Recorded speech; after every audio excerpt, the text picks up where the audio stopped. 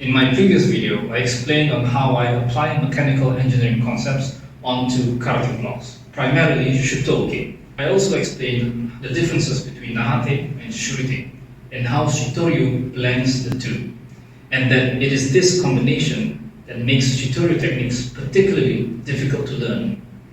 I also explained how to train the Shuto-uke with these mechanical engineering principles, but I did it very briefly.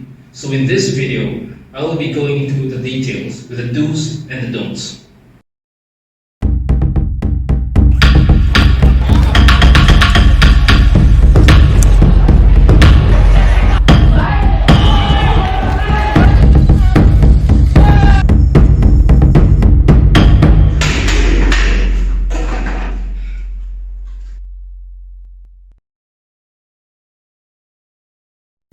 In order to follow this training, you must first be fluent with the Koshi-kaiten heikodachi, that is hip rotation on parallel stance. Full instructions will be in another video titled Karate Fitness Koshi-kaiten heikodachi. Once you're able to twist your hips independently from your shoulders or your arm, we now need to couple the two components. I'll summarize the stages of practice for this. Number 1, final position and structure. Number 2, intermediate position. Number 3, intermediate and complete. Number 4, intermediate and twist and complete. Number 5, intermediate, twist and retain and complete. And number 6, intermediate, twist, complete. So number 1, the final structure and position. Think of it as long but not straight, so just here. Or you can also use the Yoko-uke measurement. Hold the fist with your other hand and place it onto the ribs on the side of the technique. Now raise your hand and just drop it.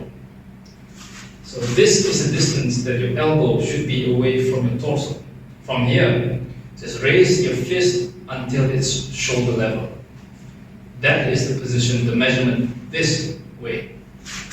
This way, the measurement is, if you look in the mirror, your fist should be directly covering your shoulder. If it is too inwards, the punch will come in. If it is too outwards, you're too exposed. So this is the ideal position. To change this to a Shuto-uke, just change the fist to give a Shuto position, pointing front or a bit to the left. Then the Hikite, instead of a full closed fist Hikite here, place it here. So where the wrist is covering the solar plexus and the forearm is covering the ribs, and keep your elbow close to the body. In fact, this Shuto-uke position, if you just switch to closing your fist, it is the ideal kumite position. 2 more things to add is to relax your shoulder. Do not raise it or do not keep it stiff. Relax your shoulder. The second thing is, do not protrude your chest outwards like this. When you do this, you're putting unnecessary work to your back muscle and removing support from your pectorals or your chest muscle, causing it to be a weak structure. Just leave it naturally rested like this. Number 2, the intermediate position. So the hikite, or the hand that will be doing the pulling, place it long and in front, pointing forward, in front of you. The hand that will be performing the block, or the ukete, is to be placed just over the elbow of the other hand, while making sure that it is pointing forward at an angle, not to the side. You must make sure that the elbow area of the arm is always in contact and protecting the ribs. This also ensures the correct angle of the arm. Once you've perfected the final structure and position, let's now call this complete, and the intermediate position, let's now call this cross. It's time to go to number 3, that is cross to complete. Cross and complete. Now for this, make sure that the ukete, the blocking hand, moves in a straight line outwards. Do not curve the motion in any way, whether it is from down to up to down, or sideways. always straight line. Another thing is never lead with the elbow. If you lead with the elbow, it might cause you to do a chop downwards or a backhand slap. Lead with the wrist. Cross and complete. Before moving on to the next stage, make sure you perfect this, which means that you're able to do this without making mistakes. My current general rule of thumb is to be able to do it 5 times consecutively without mistakes. So 1, 2, 3, 4, 5. So next is number 4, which is cross, twist and complete. So you're in the intermediate position, cross, rotate your hips or twist, then complete. So to ensure you don't make much mistakes, put a pause in between. Twist and complete.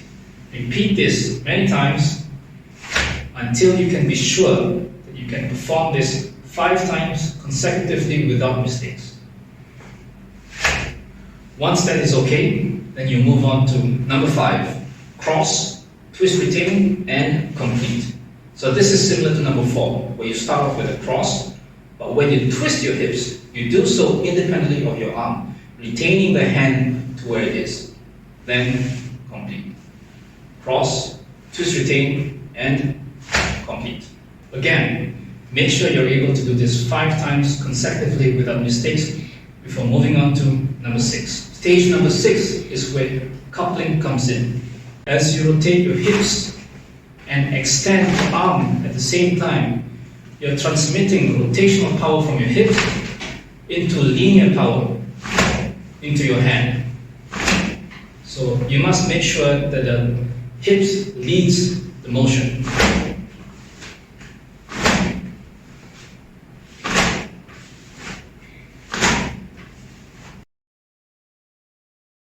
Here is what is confusing. The hips rotate in the opposite direction when it comes to uke waza or blocks. For punches, the hips moves in the same direction as the punch, as you can see in the zuki. But for Shuto-uke, for example, as my te waza is moving to the left, my hips is moving to the right. However, if you view it as a rack and pinion model, they're exactly the same. They move in the same direction. But since the hips aren't a perfect circle like the pinion, and the arm doesn't actually function like a rack, punches and strikes move differently in the human structure. But they still work on the same principle. You also see this in Geran Barai or Geran Barai Uke. In Yoko Uke, in Agi-uke, but not in Yokochi, which makes perfect sense because uchi does not mean block, it means strike. So when it comes to Yokochi, you're actually using a strike as a block, at least when it comes to junior practices. When it comes to a higher level bunkai, you're normally using the Yokochi as a strike to break the opponent's elbow. Now we move on to practicing on alternating hands consecutively. And once again, follow the rule of being able to do the previous technique 5 times consecutively without mistakes. And for this case, you must make sure you can do it on both sides without mistakes. So from here, once again, stand on heikudachi and start on an intermediate position on one side. Then twist and complete. Then switch the intermediate position and twist and complete. Then switch to the intermediate position where we started again. So it's 1, 2, 3, 4. 1, 2, 3, 4. This is where the confusion with opposing the hips starts happening more frequently, where a lot of students, instead of doing this, they end up doing this.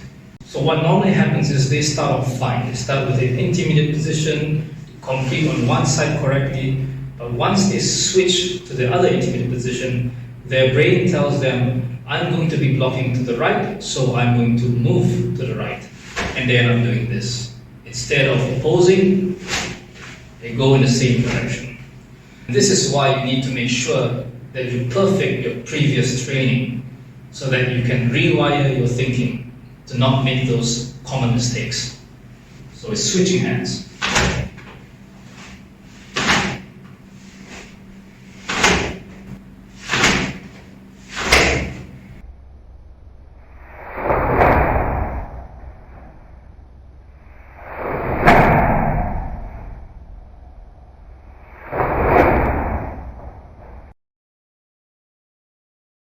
Most importantly, the blocks must be functional, at least theoretically.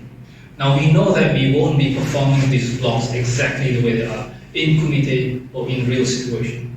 But what will be applied are the true fundamentals that we gain from practicing these techniques, which is structure, stability, speed, power, fluidity, and low telegraphy.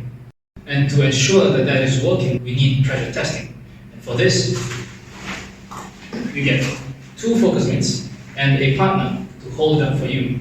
So get your partner to wear the focus mitts and hold it up in front of their own shoulder at an angle slightly inwards.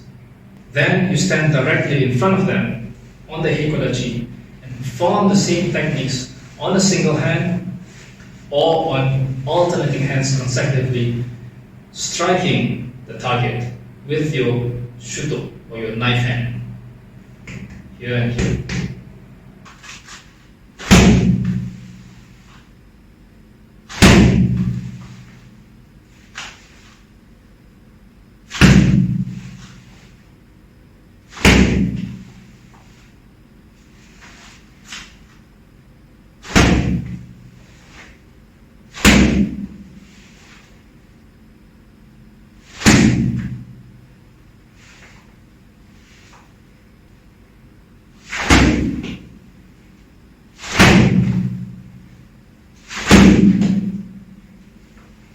From this pressure testing, by striking the focus mitts, you can feel whether you have power at the end of the technique. You can also feel whether you're transmitting power from the hips onto the arm. You can also ensure whether your hand is moving in the correct direction, that it's a straight line, that is, you're not leading with your elbow and striking downwards or giving a backhand slap. In the next video, I will be moving on to the next stage, that is the Shuto-uke on Niku Ashidachi, which was summarized briefly in the previous video. Mechanical engineering concept for fast and strong karate blocks. Remember, this and the next video is a continuation of that video. The karate fitness video on Koshi-kaiten Heikodachi is also an essential part of this chain of videos. So be sure to check out all these interconnected videos for a full understanding. Thank you for watching. Please like, subscribe, and share.